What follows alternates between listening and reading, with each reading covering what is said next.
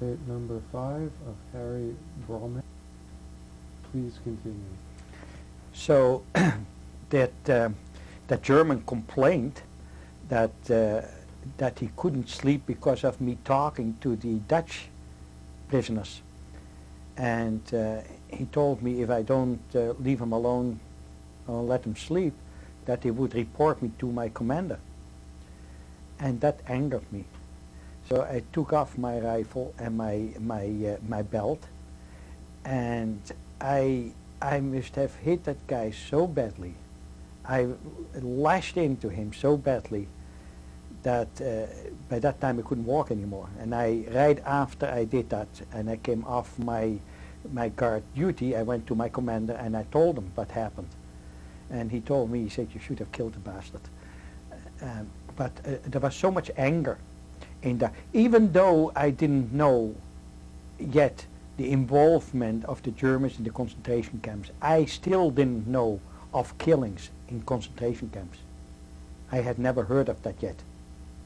That came all after the war to me. So we went further into Germany, and I went as far up with the American army till Magdeburg, which was a kind of a first place, a suburb from Berlin. And that's why we heard, that was April 1945 that we were there, that's why we heard that that Holland was being liberated, not knowing that it wasn't true. But to the grapevine we heard that Holland was being liberated.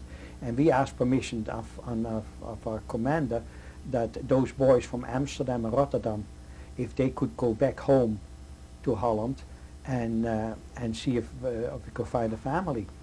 And we were about 35 boys, and we came back in Holland, and we came as far as Apeldoorn, and there the Canadian Army held us up and told us we couldn't go any further.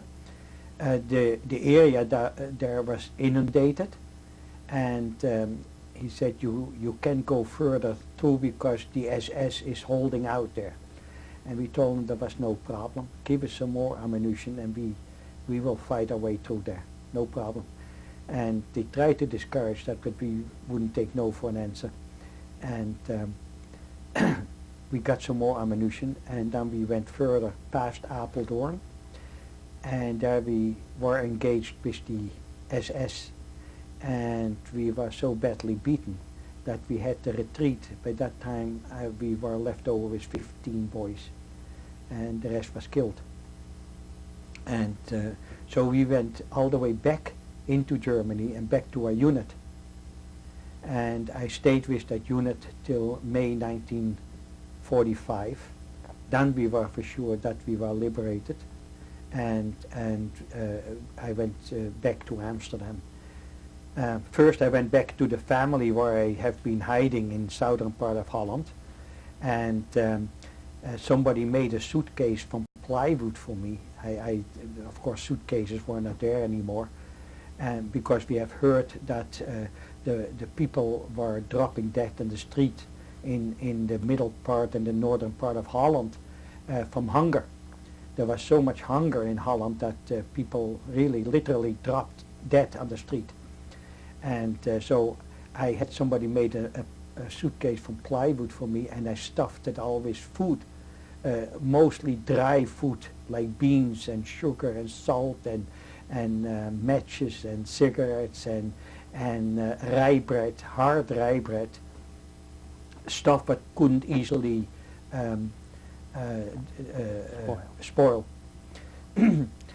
But by that time it was so heavy, that suitcase, I could hardly lift it. And I got a lift from one of the military units who were going to Amsterdam. I got as far as the beginning, just the entrance to Amsterdam. There they put me, I went off the truck, and I was waiting for somebody to give me a ride somewhere. But there was no transportation at all in Holland by that time. There was no trains, buses or taxis, nothing. There was no transportation because there was no fuel. And there came a horse-drawn taxi came. It was just an ordinary taxi with two poles on the side and then a horse in front of it, and that was our taxis. And he asked the guy if I could get a ride, and because I wanted to see if my uncle and aunt, if they were still alive and still living at the address. And so we came to that part, was not too far from there, from where I was standing. And he helped me with my suitcase, and I gave him a couple of packages of cigarettes, and I asked him how much I owned him. He said, "Oh, sir," he said, "that's more than plenty," because cigarettes by that time was like paying somebody in gold. And so I looked at the door, and I rang the bell, and sure as what, my uncle and aunt were still living there. And they were living on the 4th floor, and the 3rd floor was by now the wife of my cousin who went to the concentration camp. I didn't know he was in the concentration camps, because what happened after I left them, I didn't know. They told me what happened, that he was caught during the war and was brought to the concentration camp. And she continued to work in the resistance, his wife continued to work in the resistance. By that time, after a couple of days, we got word from the Red Cross that he was transported from Buchenwald concentration camp to Eindhoven, the Philips city, to the hospital there. And but there was still no transportation how to get there. There was definitely no civilian transportation, and because I was still in uniform, I befriended a Canadian ambulance from St. John's Ambulance. I befriended the guy, he was a French Canadian, and asked him if he could give me a ride to that city, which was about, maybe an hour and a half, 2 hours drive from Amsterdam. And no, maybe an hour and a half drive from Amsterdam. And to pick up somebody from the hospital there, and he said that was okay. So he drove me to that city with my cousin's wife. She went with me.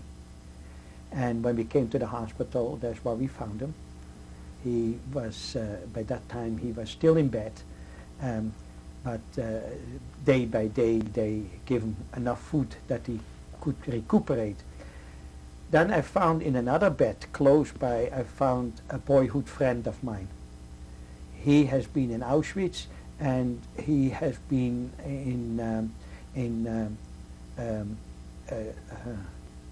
what they call they conducted experiments on him, and they cut his legs off, and so he couldn't walk, and he begged me to take him with me to Amsterdam. He wanted to go back.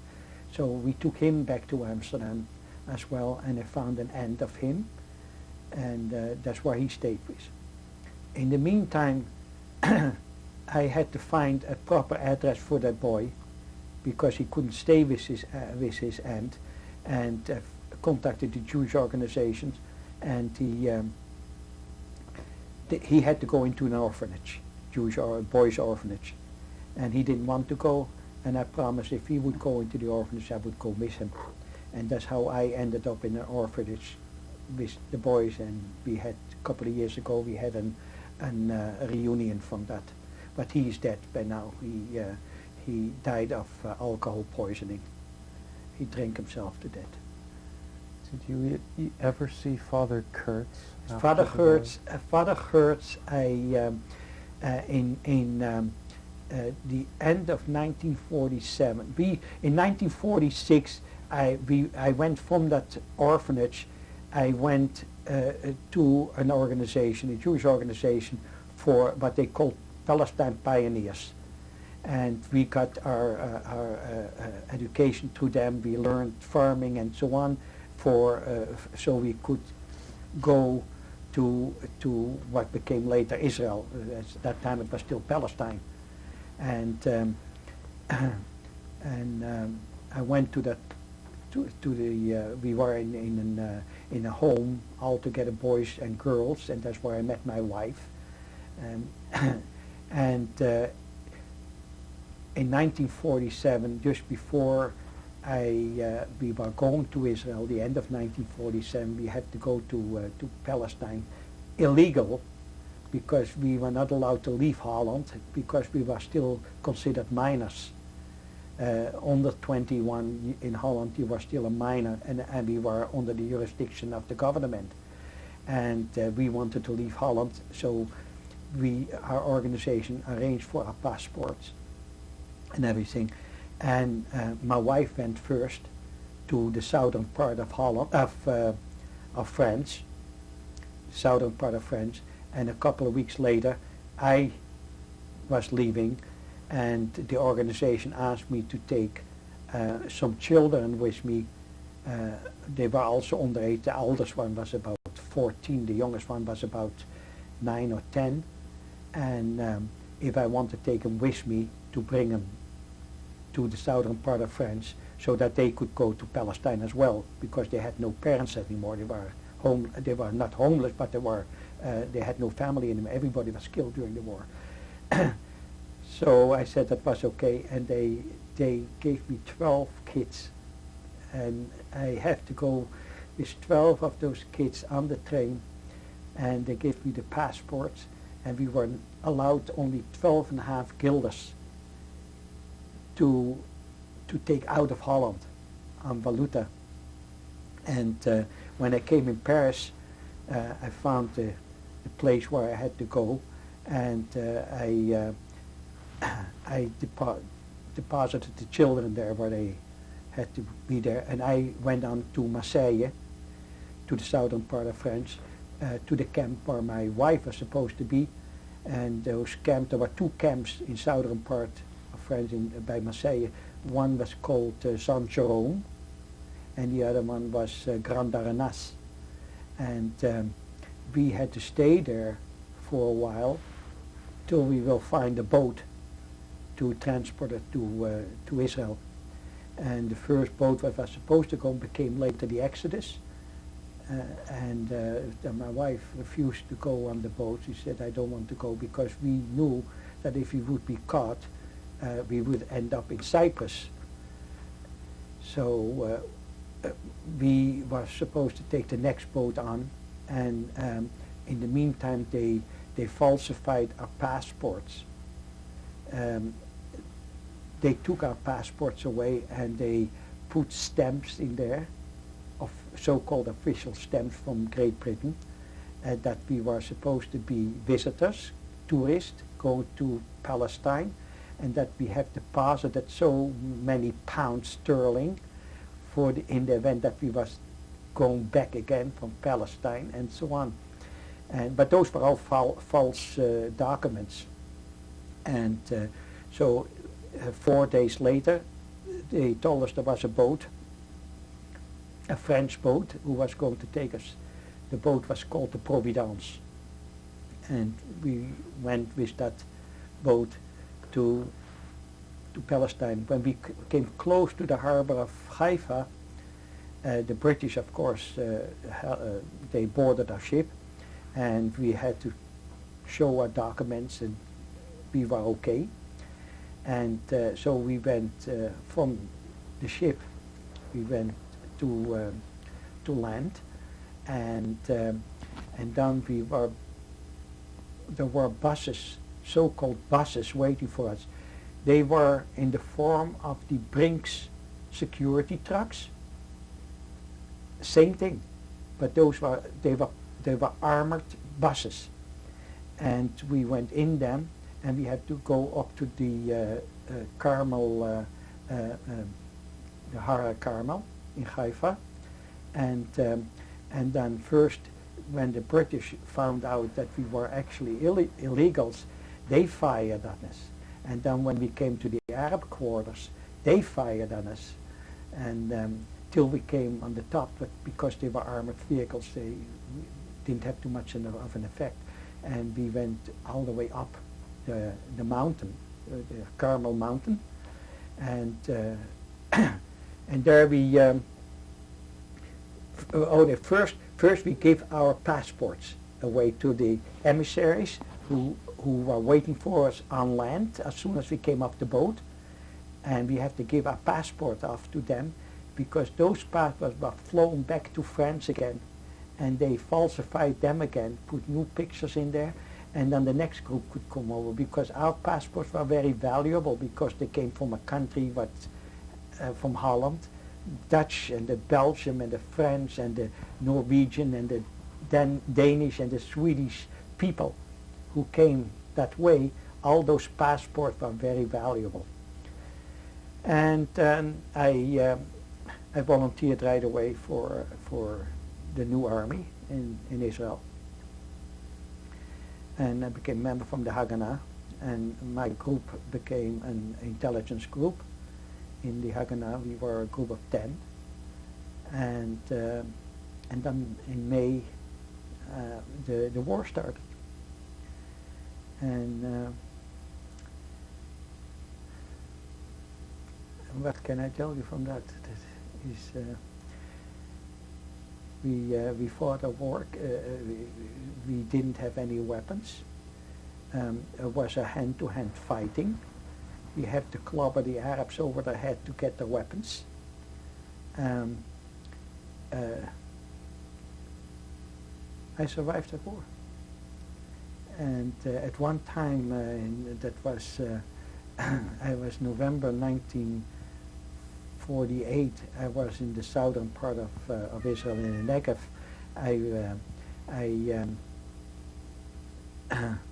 I heard to my company commander that my wife gave birth to my daughter, our daughter, and I got permission to go back to where she lives in the kibbutz, and he said I had 48 hours to go and come back again. Well, it took me more than 48 hours just to go home, never mind coming back. And so I did go home, and I stayed there for 7 days, and it's something longer than that. And before I went back to my unit, and I was be considered that I have been have been absent without leave, and I was being court-martialed for that. Some incidents I want to mention here is what later on happened after we came to Canada is the first incident about anti-Semitism I encountered when I first came to the bank. I became an employee of the Bank of Montreal. They never asked me, and I never told them that I was Jewish. In 1960, the end of 1963, I became a member. I became employed by the Bank of Montreal, and 6 months after my employment, I was called in by the management, and was told if it was true that I was Jewish, and I said yes, and I was told why I didn't mention that. I said nobody asked me, and I should have told them. I was the first Jew to work in a bank. There were no Jews working in the bank, there were no Asians working in the bank, there were no blacks in the bank. And that was 1963. Then in 1979, in December 1979, I have an altercation at work. People were jostling around, telling jokes, this and that. And then one Italian boy, he found it very funny. He said, 6 million, he said, they killed, he said, and one they forgot. And I couldn't believe what I heard. And there were about 30 people in that same room who all stood around and heard what he said. And they asked him to repeat what he said, and he said it again. And so I stringed them up against the wall until he was blue in the face, and they had to transfer him to the hospital. He was 4 days in the hospital after I finished with him. And I nearly lost my job. But right after that, I was involved at work in a car accident, and I was injured, and that must have triggered a whole thing of events with me. the words from him that he said that 6 million have been killed and one they forgot triggered in my mind the part that my father turned his head and denied me my existence when he was caught, and me standing there. And I must have forgotten, up till that date I have forgotten about the incident, and that triggered it. And I got a severe nervous breakdown, and I was in the hospital and off work for 2 years. I tried to go back to work again. I tried to go back, and I was for 2 years back to work, and then I couldn't hack it anymore. And those kind of incidents has a great effect on my life.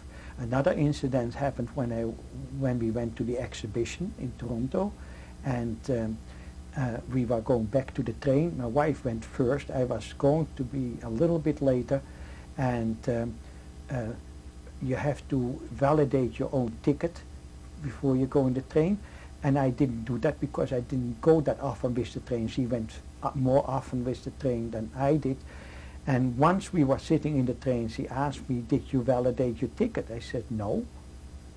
"Oh my God," she said, "that means you have no ticket if you don't validate it." And it scared me so much that I was watching the train, I could watch the whole back of the train from where I was sitting. And all of a sudden I saw the CN police going down the train inside to ask people for the tickets. And I, in a frenzy, I went all the way till the end of the train. I rushed, and that whole incident came back as when I went for my hiding place back to Amsterdam again, the same situation. And it scared me so much that I didn't know what to do. And that is actually the end of my story, most of my story. It was very traumatic. Very traumatic. And basically it never leaves my mind anymore. What do you feel when you see other people being discriminated against? Oh, it infuriates me. I just had an incident this Sunday. We had a brotherhood meeting in our synagogue, and we had 2 Lubavitcher rabbis talking to us. Very nice people, and they talked for an hour to us, very interesting. And one of the rabbis said that to him God created 2 kinds of people, a Jewish people and a non-Jewish people. And I stopped them right there. I said, "I beg your pardon?" I said, "How can you say that? God created humanity, not 2 kinds of people." I said, "That's racism." And he tried to justify that. I said, "There's no justification for a statement like that." It bothers me when people talk like that.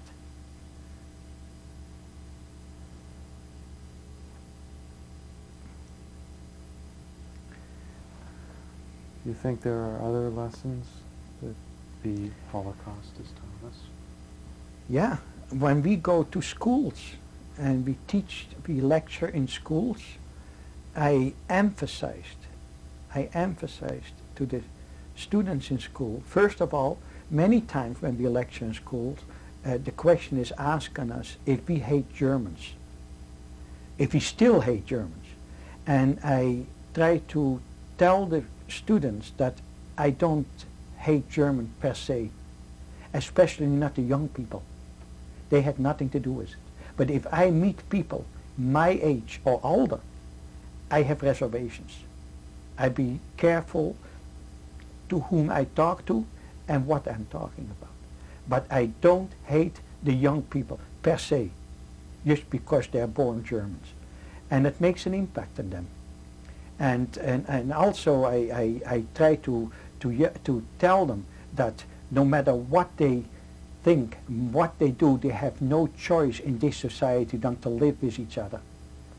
Because there are black, Asians, Jews, non-Jewish people, and they all have to work together and have to live together. They have no choice. Thank you very much for sharing your story with us. Thank you.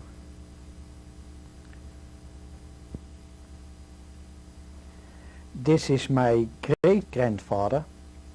His name is Levi Wertheim. W-E-R-T-H-E-I-M. And he was a saint of a man. The reason he has that clot on in his hand is because he has bad eyes and always were dipping his eyes or were tearing with a clean clot. I had my lunch after at noon always with him from school. Those are my grandparents, the parents of my father. On the left is my grandfather Isaac, and the right is my grandmother Goedje, which is the daughter of the previous picture of my great-grandfather. She died in 1938. But my grandfather, her husband there, died during the war. They took him to the concentration camps. Those are my grandparents from my mother's side. My grandfather on the right is, he died in 1938, almost the same time that my grandmother from my father's side died, within weeks of each other. That's my grandmother. She was taken away in 1942 to the concentration camps and died there. This is my mother, myself in the middle, and my sister Kitty on the other side.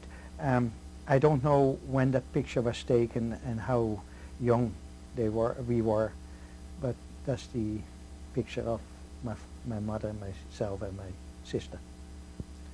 This is my mother, my father, and my sister. I don't know when it was taken, but it must be, she must have been about 3 or 4 years old, I would say, so around 1930.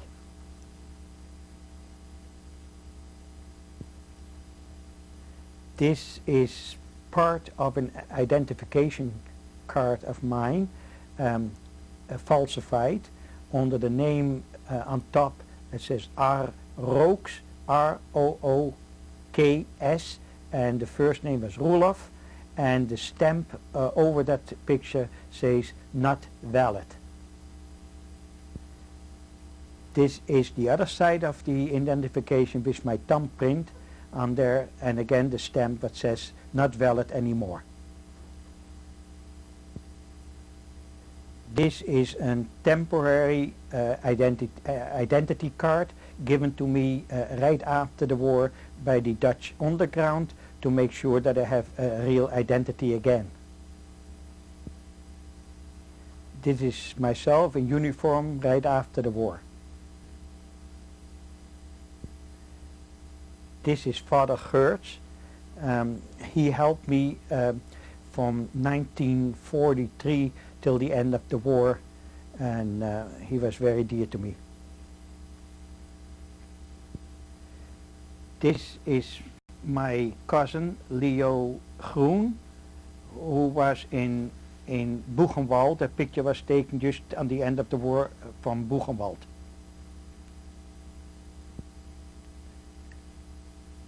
This picture shows the family of my father's side, starting with his father, my grandfather, and down the line his sisters and his brothers and the children of them. It's from the registry office from Amsterdam. The back of the picture, the back of the document gives another name of his youngest brother. This is the reverse side of the document with the last part of my father's family, also from the birth registry from Amsterdam. This is my group of special soldiers in Israel from the special intelligence squad. We were taken in 1948.